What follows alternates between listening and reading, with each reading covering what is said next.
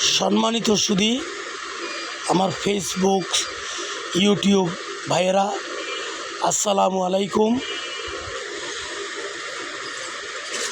এক মাস সিয়াম সাধনার শেষে পবিত্র ঈদুল পালনের দীর্ঘ ছুটি শেষে সবাই নারীর টানে ঈদ উদযাপন করার জন্য যার যার এলাকায় যার যার স্থানে আমরা নারীর টানে, মায়ের টানে, দেশের টানে, গ্রামের টানে গিয়েছিলাম।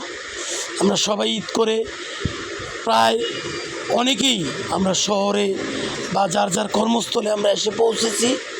কিন্তু এর মধ্যে হৃদয় বিতারক ঘটনা হলো, কুমিল্লা সিলেট রোডে গাড়ি অ্যাক্সিডেন্টে নিহত, দৌলদিয়া ফেরিঘাটে গাড়ি পানির নিচে চলে যাওয়ায় নিহত অনেকেই মারা গেছেন। আল্লাহ তাদের রুহের মাগফিরাত কামনা করছি, আল্লাহ তাদের জন্য জান্নাত নসিব করে।